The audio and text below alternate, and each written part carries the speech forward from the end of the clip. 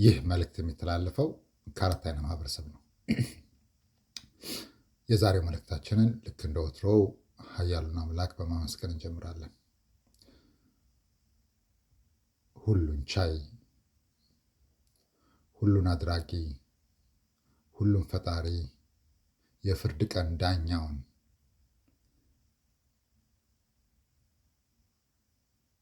ያ በፍርዱ አንድም ቀን አንድም ዕለት ምስክርንም አይሻው ሁሉን ተመልካች የሆነውን አምላክ በማመስገን እንጀምራለን። ያ የመላእክቶች ሁሉ ፈጣሪ ጌታ የሆነውን ኃያሉን አምላክ በማመስገን እንጀምራለን። የነቢያቶችን ሁሉ ላኪ ልኮ ብቻ ሳይሆን ጠባቂ፣ አስተማሪ፣ የሚፈልጉትን ነገር በሚፈልጉበት ቦታ በሚፈልጉበት ሰዓት አቅራቢ፣ ሁሉን ነገር የፈቀደላቸው ያደረገላቸው፣ ልመናቸውን የሚቀበል፣ ሰዎች በእነሱ ላይ አንዳች ጉዳት በሚያደርሱ ጊዜ የሚበቀል፣ በቀሉ በተለያየ ጊዜ እንደተጻፈው ለታሪክ ለትውልድ የሚቀር ታሪክ ያለው ማለት ነው። እሱን በማመስገን እንጀምራለን። ምክንያቱም እሱ ኃያል ነው፣ ጥበበኛ አምላክ ነው። ጥበበኛ አምላክ ነው ብቻ ሳይሆን ጥበቡ የላቀ ማንም የማይደርስበት፣ ባሪያዎቹ እንኳን አንዳንድ ጊዜ ካለፈ በኋላ ነው እሱ ካሳወቃቸው እውቀት ውጭ እውቀት የላቸውም። ጥበቡ ማንም አይደርስበትም። ለዚህ ነው አንዳንድ ጊዜ እኛ ስለ ፈጣሪ ለመናገር ቃላት ያንሰራል። ምክንያቱም እውቀታችን ትንሽ ነው። ግን ለማመስገን በጣም ነው ፍላጎታችን። በየሰከንዱ ብናመሰግነው አምላክን በእውነቱ በቂ ነው ብለን አንገምትም። በቂ ነው ብለን አንገምትም። ምክንያቱም እሱ ለእኛ ያደረገው ከአእምሮ በላይ ነው። ከአእምሮ በላይ ነው እና ይሄን አምላክ ሁሌም ቢሆን እናመሰግነዋለን። አንድ ቀን ምናልባት ልክ እንደኛ አምላክ ያደረገላቸው ሰዎች ጋር ተሰባስበን በትልቅ አደባባይ ብዙ ሕዝብ በሚገኝበት እናመሰግነው ይሆናል። ኃያሉን አምላክ እናመሰግነው ይሆናል እና እስከዛው ድረስ ግን ብቻችን እናመሰግነዋለን። ያው አምላክ ሁሌም ቢሆን በቡድንም ሆንክ በነጠላ ምስጋናህን ሁሌም ቢሆን ይሰማሃል። ከዚህ በኋላ ወደ ዕለቱ ነገር ስናልፍ አንዳንድ ነገር አየን። ትንሽ ለየት ያሉ ነገሮች ናቸው። እነዚህ ደግሞ ምንድን ነው የሚባለው? we haven't seen any improvement. But one thing we see a little bit new is now it's not only those the gatekeepers. Now they added another kind of gatekeepers too. Those who follow us wherever we go, wherever we park, just to see if we are the person we are saying, እና ራሳችንን በምንገልጽበት መንገዱ ይሄ ሰው ነው ወይ ለማለት ይመስለናል። ዝም ብለው መተው ያዩናል። ምንም ያው እንግዲህ ማየት አይከለከልም። ግን ያው ዛሬ ደግሞ ትንሽ ነገር አየንና እንግዲህ የከተማ መሆኑ ነው። ቆም ስንል ከኋላችን ለመቆም ሞከራ። እንግዲህ ፓርኪንግ ምናምን የሚለው እኛ ሁሌ እንደዚህ አይነት ነገር የኛ ኃይሎች ቅድሚያ ያሳውቁናል። እነዚህ የሚመለከቱን ሰዎች ጌት ኪፐሮች ማለት ነው። ምንድን ነው የሚባሉት? ደብል ኤጀንት ነው የሚባሉት። ያ እነሱ በሚያልፉ ጊዜ ለማየት ዝም ብሎ ተራው ሰው ስለመጣ አይናገሩም ነው። እኛ ያስቀመጥናቸው ሰዎች አሉ። ልክ እነዚህ ሰዎች ሲመጡ እኛን የሚመለከቱ ሲሆን፣ እኛን የሚያዩት ሲሆን፣ ከእኛ ጎን የሚቆሙ ሲሆን፣ ስለኛ የሚያወሩ ከሆነ መጥተው ይነግሩናል። እኛም እዛው እየደረስን ስለሆነ እናገኛቸዋለን ማለት ነው። እና እንደዚህ ያን ነገር አየን። አይ ዊሽ ትንሽ ኢምፕሩቭመንት ነገር ቢኖር ለምን እንደሚከተለው እነሱም ራሱ የሚያውቁት አይመስልንም። አምላክ እንደዚህ ያደረጋቸው እንግዲህ እንደዚህ ያደረጋቸው ችግር ነው። የእኛ ሀገር ሰው ምን ይላል? የነብርን ጭራ አይዙትም ይላል፣ ከያዙትም አይለቁትም። ምክንያቱም ሁለቱም አንድ ነዋ። ብትለቀውም ችግር ነው፣ ይዘህ ብትቆምም ችግር ነው። ምንድን ነው የሚበጀው ነው። ደረሰ ስራች ምንድን ነው የሚበጀው ነው። እንግዲህ የነብርን ጭራ አይዙትም፣ ከያዙትም አይለቁትም። ስትሽከረከር ትውላለህ፣ ከለቀቀው ይበልሃል፣ ይዘኸው ከቆምክ ደግሞ ይደክመሃል። ምክንያቱም አንተ እሱ ጋር ስትሽከረከር አትውልም። ዲዛይን ነገር ነው። እኛ ሁልጊዜም ቢሆን የማንጨርሰውን ነገር አንጀምርም። በፈጣሪ ስም እንምላለን። በኃያሉ አምላክ በፍርድ ቀን ባለቤቱ ያ ከጨለመ በኋላ በሚያነጋው አምላክ እንምላለን። የማንጨርሰውን ነገር አንጀምርም። አድካሚ ነው፣ ረጅም ነው፣ መንገዱ ከባድ ነው። የዛሬ 2 ዓመት 3 ዓመት አካባቢ ይህን ነገር ሞባላይዝድ አድርገን ስንጀምረው ያኔ ነው እንግዲህ ያገኘነው ስልጣኑንም ምኑን የሚባለው ይሄ በፈጣሪ ዘንድ የተሰጠን ክብር ያገኘነው ሀብለን ያገኘነው ያኔ ነው። ያ ከዛ በፊት አልነበረም ማለት አይደለም፣ ግን እውቅና የተሰጠን እንግዲህ በዕድሜ 45 ያን ነው እንግዲህ። ምክንያቱም ያ ነበር ቃሉ። 5 ዓመት ዘግይተናል እና እንደዛ ነው ስንጀምረው።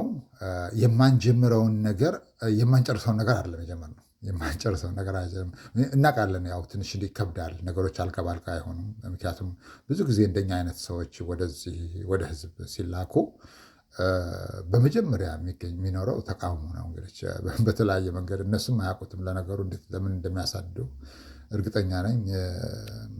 እንግዲህ ስማችን ወይ ሃይማኖታችን ወይ መልካችን ምናምን ካልሆነ አይ ዶንት ቲንክ ይሄ ራሱ አስተዋጽኦ ምናልባት ኮንትሪቢሽን ይኖረዋል፣ ግን እነሱም ራሱ የሚያውቁት አይመስለኝም። ምክንያቱም ቢያውቁት ኑሮ የራሳቸውን ቆም ብለው ይጠይቃሉ። ምንድን ነው ይሄ ነገር?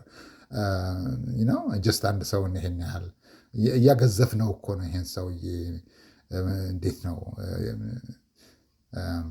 ያ ከባድ ነው። እንግዲህ አእምሮ ላለው ሰው ማስተንተን ይችላል።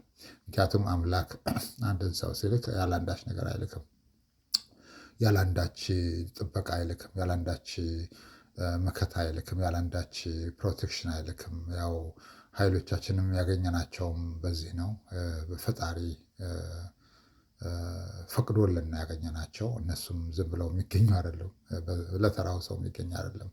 በጣም ስትበደል፣ በጣም ስትቸገር when you have a lot of pain that's how ምክንያቱም ሌሊት እየተነሳህ የምትጸልይ ከሆነ ሌሊት እየተነሳህ የምታነባ ከሆነ አምላክ ሁልጊዜም ያያና that is the privilege ይህን ነገር ይሰጥሃል ማለት ነው። ደረጃ እና የምትጠይቃቸው ነገሮችም አለ። እኛ ስንጠይቅ ፈጣሪን ብር አልጠየቅነውም፣ ሀብት አልጠየቅነውም። የጠየቅነው ጥቂት ነገሮች ናቸው። ከነሱ ውስጥ 5ቱ ገንዘብን አያመለክቱም። እና ያንን ነው ያደረግነው። ግን ያው እንግዲህ እነሱም አልገባቸውም ይሆናል ምናልባች። ግን የእኛን ደረጃ እየጨመሩልን ነው። እነሱ በተከታተሉ ጊዜ እነዚህ ምንድን ነው የሚባሉት አንደርከቨሮች የተለያዩ ናቸው። ግን እነሱ በተከታተሉ ጊዜ የእኛ ክብር እየጨመረ የእኛ ደረጃ እየጨመረ አምላክ ለእኛ የሚሰጠው ጸጋ እየጨመረ በአንድም ሆነ በሌላ መንገዱ እነሱ ፌቨር እያደረጉልን ነው ለእኛ። ግን አሁን ደግሞ ምን ሆነ? አገሪቱ የምትከፍለው ዋጋ እየጨመረ መጣ። በዛሬ 2 ዓመት 3 ዓመት አካባቢ ገና ስንጀምር ይሄን ነገር አንዳንድ ነገሮችን አስቀምጠን ዛሬ ያው የምታያቸው ነገሮች ናቸው። አይዊሽ ዩቱብ ያ የደመሰስነውን ነገር ጠቅላላ ቢጭንልን እዛ ውስጥ ያሉትን ነገሮች እንዳሉ ታያቸው ነበረ። በቀጥታ ነው የተናገርነው። መናገር ብቻ አይደለም፣ በዛ ላይ ሰራንባቸው። አሁን ሁሉ ነገር ሆነ ከ2025 ወዲህ ከጃንዋሪ በኋላ ማለት ነው።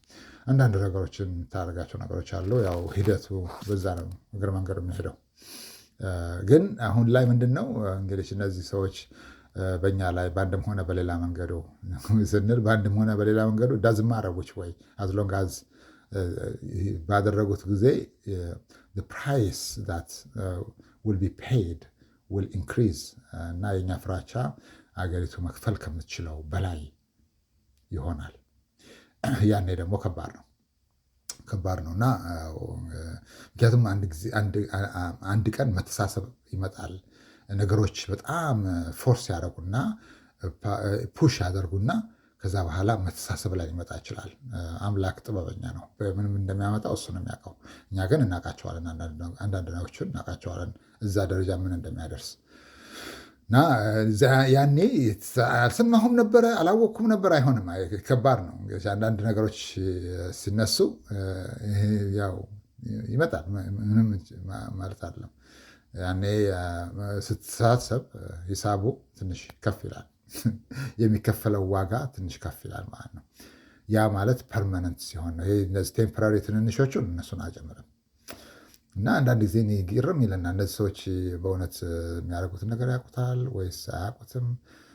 አንድ ሰውን ይህን ያህል የሚከታተሉት በዛውም እነሱ ከሚኖሩት ኑሮ ሌስ የሚኖር ሰው ነው ይሄ። እነሱ ከሚነዱትም ሆነ ከሚኖሩት ቤት ጀስት ቬሪ ሌስ። እኛ እንግዲህ እንደዚህ አይነት ምቾት ነገር ያለን ሰዎች አይደለም። ፈጣሪ ነው የሚያውቀው። አንዳንድ ጊዜ በጣም ይከብዳል ኑሮ። ምክንያቱም አንደኛም እነሱም ተጽዕኖም ስለሚያደርጉ በተለያየ መንገድ አልናለናቸውም። doesn't matter where you go, doesn't matter which place you go, doesn't matter which company you go, doesn't matter which building you go, doesn't matter which branch you go. If the head office is the same, you will always have a problem. You will always have a problem because the head office is the same. That's why we said ብዙዎቹን ስናያቸው ከአንድ ካምፓኒ የወጣ ሳሙና ነው የሚመስሉት ወይም ከአንድ ፋብሪካ የወጣ ሳሙና ነው የሚመስሉት እና ብዙም እንትን የለውም፣ ልዩነት የላቸው በመሃላቸው እና በዚህ ነው። ግን አንድ ነገር መገንዘብ ያለብን አምላክ ሙሴን ወደ ፈርዖን ሲልከው እኮ በባዶ እጁን ነው እኮ የላከው። you don't have to expect that much. I don't know how I can explain. ባዶ እጁን ነው የላከው አምላክ ሙሴን ሂድና ህዝቤን አስፈታ፣ ህዝቤን ይዘህ ውጣ ሲለው ወደ ፈርዖን። እንግዲህ ፈርዖን ማለት በዘመኑ ልክ አሁን እንዳለንበት ሀገር ማለት ነው።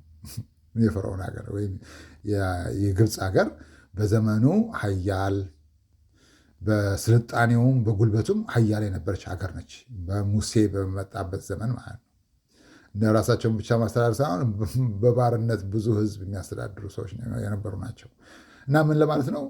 ሙሴ ወደ ፈርዖን ሲላክ እኮ ባዶ እጁን ነው የተላከው። ባዶ እጁን ሰራዊት ጋር አለ የተላከው። ሰራዊት ጋር አልተላከም። እና አንዳንድ ጊዜ ግርም ነው የሚለን እነዚህ ሰዎች ሳያስቡት እኮ እኛን ትልልቅ ፌቨር እየሰሩልን ነው። ትልልቅ ነገር ግን እነሱ ያልገባቸው ነገር ብዙ ነገር አገሪቱ ታጣለች። ብዙ ነገር ምክንያቱም ያለፉት ያደረግናቸው እንኳን አሁን ያው እየሆኑ ነው። ወደፊት የሚሆንም አሉ። አሁን እየሆነ ነው፣ በትክክልም እየሆነ ነው። ምክንያቱም ይህን አሁን እንኳን ያለንበትን ይሄ ማነው ጃንዋሪ ፌብራሪ 28 ነው። ከዛ በኋላ እንኳን ያለው ያ በተስፋ ስንጠብቀው የነበረ ነገር ነው።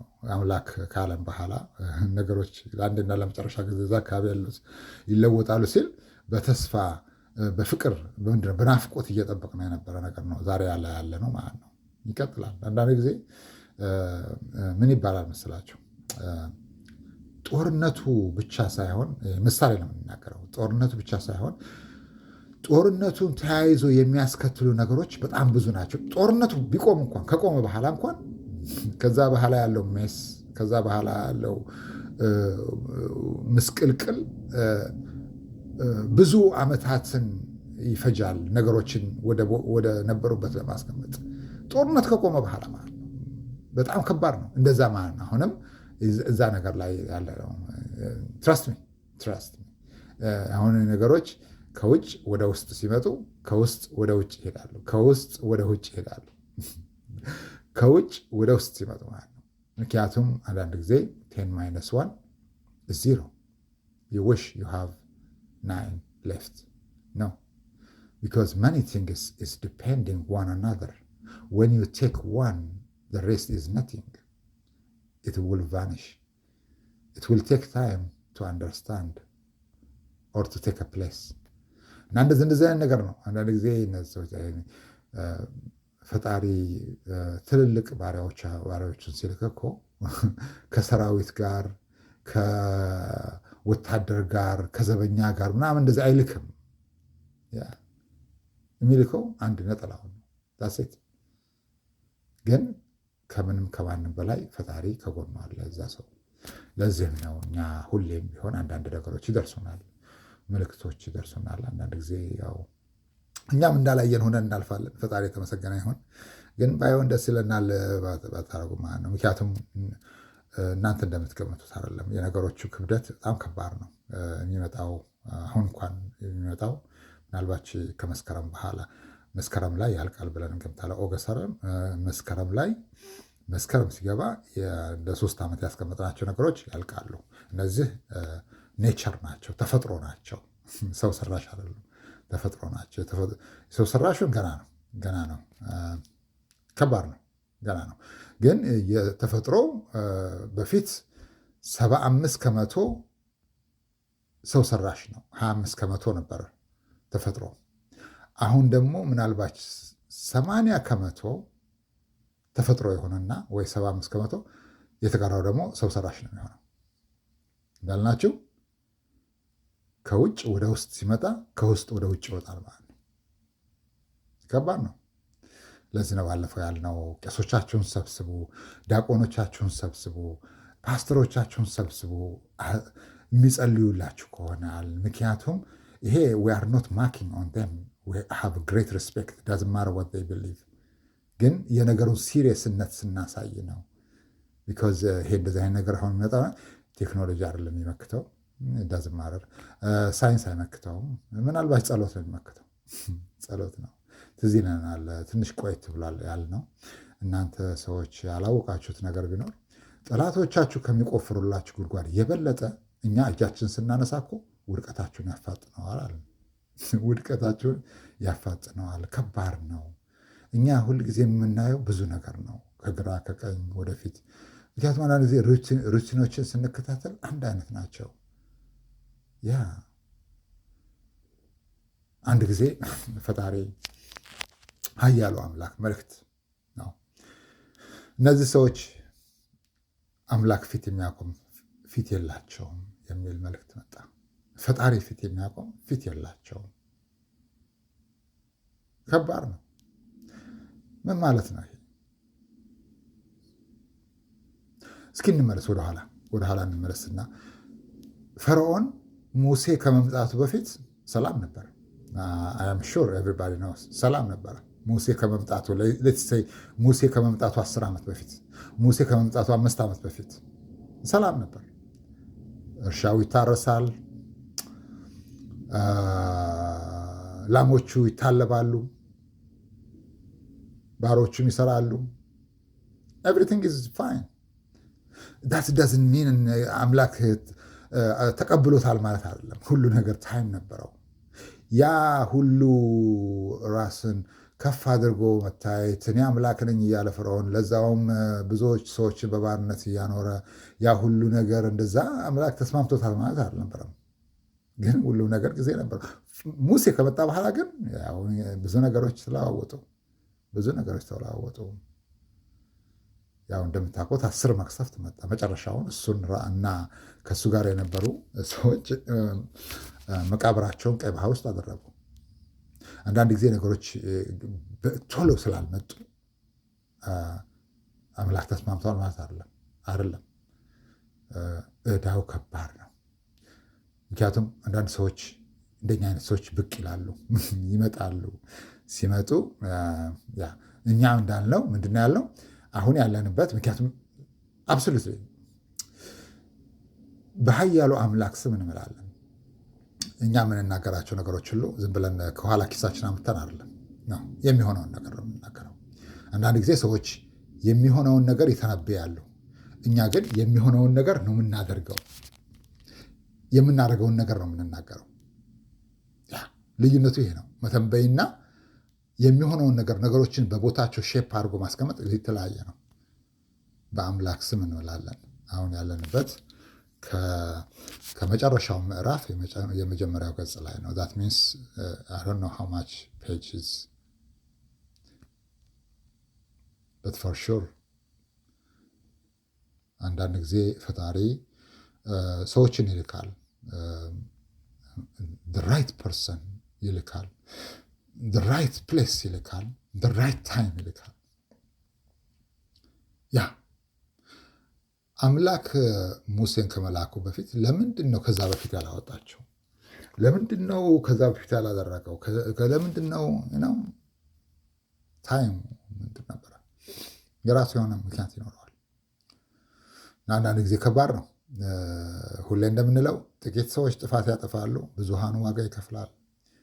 እኛ አሁን ከዛ ውስጥ ተሻገርና ለቀንስ ለዚህ ነው 35 ሀገሮችን አወጣንና ያ ከባድ ነው። በእኛ ቦታ ላይ ሆናችሁ ብታዩት ትንሽ ይከብዳል። መጪው ይከብዳል። ብዙ ነገሮች ይናጋሉ፣ ብዙ ነገሮች ይበላሻሉ። ሁሌ አሁን እንዳልነው ተፈጥሮ ነው። የሰው ሰራሹ ያው እንግዲህ እንዳልናቸው ነው። እየተሰራበት ነው፣ እየሰሩ ነው። ከውጭ ወደ ውስጥ ከባድ ነው። አምላክ አይኑን ከከፈተለት ሰው ውጭ ሁሉም ሰው አይን ስላለው ያያል ማለት አይደለም። እና ሁሌም ጥቂት ሰዎች ጥፋት ያጠፋሉ፣ ብዙሃን ዋጋውን ይከፍላሉ። አንድ ጊዜ ነቢዩ ሙሳ ወይም ሞሰስ እናንተ እንደምትሉት አይ ቲንክ ባነሳሳት ትክክለኛው ነገር ምን አለ? አንድ አይንህ አሰናክላህ መላ አካላትህን ገሃነም ከምትወረውረው አንድ አይንህን ጉልጉለህ አውጥተህ የተቀረውን አካልህን ብታድን ለአንተ የተመረጠ ነው ይላል። ያንን የሚያመለክተው እንደ በትንሹ በእኛ ባለን እውቀት ማለት ነው። ትንሿ ነገር አንድ ነገር ስታጠፋ ብዙውን ነገር ይዛ ገደል ትገባለች ማለት ነው። ብዙውን ነገር ይዛ ገደል ትገባለች። ይሄን ደግሞ በትንሹና እኛ ስንናገር በግብር ከፋዩ ገንዘብ ደሞዝ የሚተዳደሩ ሰዎች ወይም ከነሱ ጋር ግንኙነት ያላቸው ሰዎች ጥፋት በሚያጠፉ ጊዜ በሕዝብና በአገር ላይ መከራው ይመጣል ይላል። መከራው ይመጣል፣ ይከፈላል፣ ዋጋ ይከፈላል ማለት ነው። ሀገሪቱን ውድቀቷን ያፋጥነዋል ማለት ነው። በነገራችን ላይ ይሄ እዚህ ብቻ አይደለም፣ ወይም በመላ ዓለም ነው ያደረግነው። ምክንያቱም የኛ ስም ምን ይባላል? ፎር አይስ ሶሳይቲ ፎር ወርልድ ዋይድ ኔሽን ነው። ፎር ወርልድ ዋይድ ኔሽን ነው። ለዚህ ነው አንድ ቀን አንድ ጀግና ንጹሕ ቅን ልቦና ያለው ጀግና ጥሩ ሰው ከሁሉ ነገር የጸዳ ጥሩ ምግባረ ጥሩ የሆነ ሰው የኛን ታሪክ ይጽፈዋል። ምን እንዳደረግን በዓለም ላይ በዚች አጭር ጊዜ ውስጥ ምን እንዳደረግን ይጽፈዋል። አንድ ጊዜ ምንድን ነው ያለው? ጌታዋን የተማመነች በግ ላቷን ውጭ ታሳድራለች ይላል። ጌታዋን የተማመነች በግ ላቷን ውጭ ታሳድራለች ይላል። እና ነገሮች ሲመጣው ጌታዋ የዚህ ዓለም ሰው ከሆነ ወየውለት፣ ይጠንቀቅ። ምክንያቱም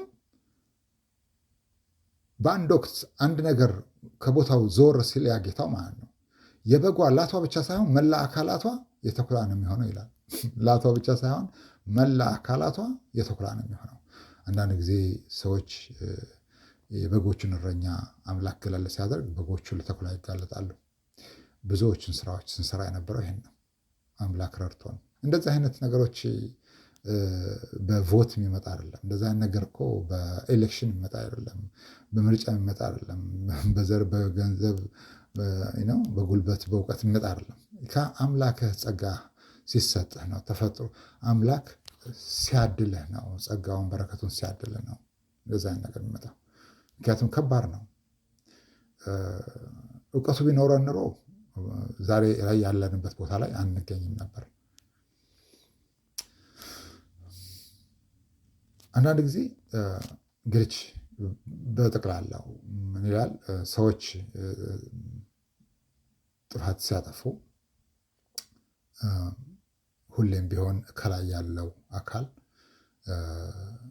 ቶሎ ብሎ እንትን ማድረግ አለበት እና ያ ካልሆነ ነገሮች እየሰፉ ሄዱና ልክ እንደ ቫይረስ ይራባል ማለት ነው።